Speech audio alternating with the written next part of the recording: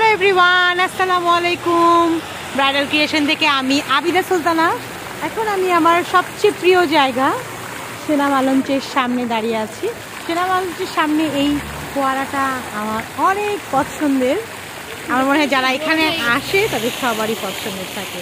আর ইভেন্টের সময় যখন যখন ইভেন্টের কাজ চলে তখন এটা আসলে চালু হয় না।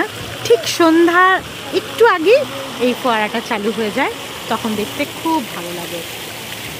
সেনামা লঞ্চে 3টা ফ্লোর, নিচে, দোতলায় এবং একদম টপ ফ্লোর। আর আজকে কয় তারিখ জানি? আজকে 11ই জানুয়ারি। আর আজকে এখানে 3টা বিয়ে একসাথে, নিচের ফ্লোরে, দোতলায় এবং একদম টপ ফ্লোরে। তো প্রথম গেটটা হচ্ছে ওই যে এটা, দ্বিতীয় গেটটা এই যে এটা, এবং তৃতীয় গেটটা হচ্ছে এই যে এটা। 3টারই গেট এবং 3টার সামনেই বরবউয়ের নাম দেয়া আছে। যার যেটা গেস্ট সে সেখানে চলে যাবে। নাজিফা, আমি ভিডিও করতেছি, পিছন থেকে আম্মু করতেছি।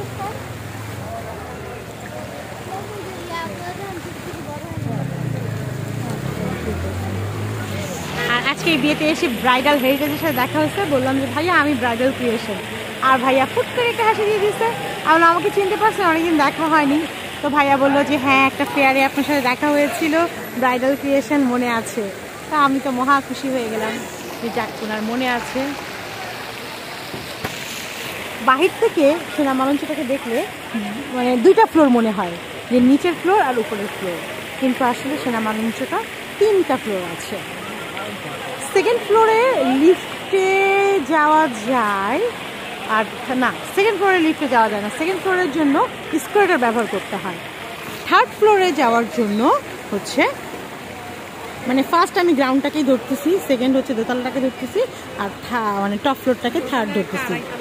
হ্যাঁ, দোতলায় একটা 2.5 তলা আছে, ওটাতে কিন্তু আবার লিফট যায় না, এসকেলেটরও যায় না, সিঁড়ি দিয়ে যেতে হয়। 1 নম্বর গেটে যারা 1 নম্বর গেট দিয়ে যারা ঢুকছে তারা হচ্ছে নিচের ফ্লোরের গেস্ট। 2য় নম্বর গেট দিয়ে যারা ঢুকছে তারা এসকেলেটর দিয়ে সোজা উপরে চলে যাবে, তারা দোতলার গেস্ট।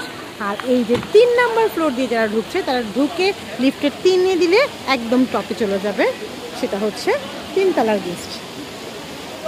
এই হচ্ছে সেনামা লঞ্চের বিবরণী। তো অনেক ভালো লাগছে। একটু যদি আমি ওই পাশ থেকে দেখাই তাহলে আরেকটু ভালো লাগবে। আমি এখন হেঁটে হেঁটে ওই সাইডটাতে যাচ্ছি।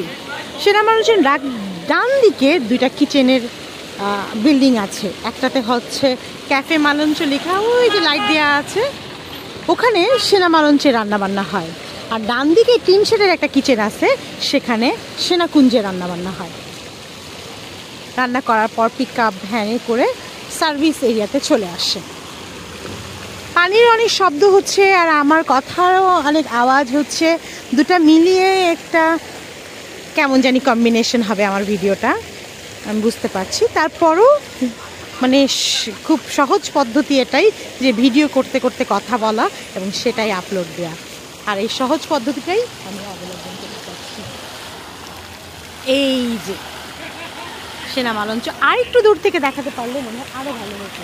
তাহলে আর একটু দূর থেকে দেখাতে, দেখ সিএনজি চলে আসছে। আয় কাশমালা, ওই সিএনজিটা দেখতো। ওহো, সিএনজিটা একদিক দিয়ে ঢুকে সেনামা লঞ্চের দিয়ে ঢুকে সেনাকুঞ্জের দিকে চলে গেল। আমরা ওই সিএনজিটা পিক করতে পারলাম না। এই যে আমি এখন একটা কর্নারে দাঁড়িয়েছি, ওই যে মাথায় সেনামা লঞ্চটা দেখা যাচ্ছে লেখা। আরও একটু দূর থেকে দাঁড়িয়ে দেখাতে পারলে আরও ভালো হতো। যাই হোক, এই হচ্ছে সেনামা লঞ্চ।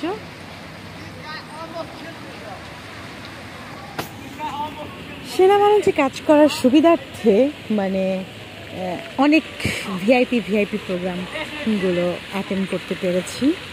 এটা আমাকে অনেক বেশি আনন্দ দেয়, ভালো লাগে।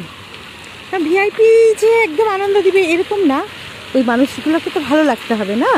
তারপরে তো ভালো লাগার মানুষগুলোকে যখন দেখতে পাই কাছ থেকে, তখন আরও বেশি ভালো লাগে। যাই হোক, ভিডিওটা আর বড় করব না, আজকের মতো এখানেই শেষ করছি। নতুন হল দেখাবো, নতুন নতুন কমিউনিটি সেন্টার, কনভেনশন হল, এগুলো দেখানোর চেষ্টা করব আমার ভিডিওতে। কমেন্ট করে জানাতেও পারেন যে কী টাইপের কমিউনিটি সেন্টার, কনভেনশন হল সম্পর্কে ডিটেলস জানতে চান। সিনেমা মঞ্চ সম্পর্কে আরও ডিটেলস জানতে চাইলে আমায় যদি জানার থাকে তাহলে আমি জানিয়ে দেবো। আল্লাহ হাফেজ।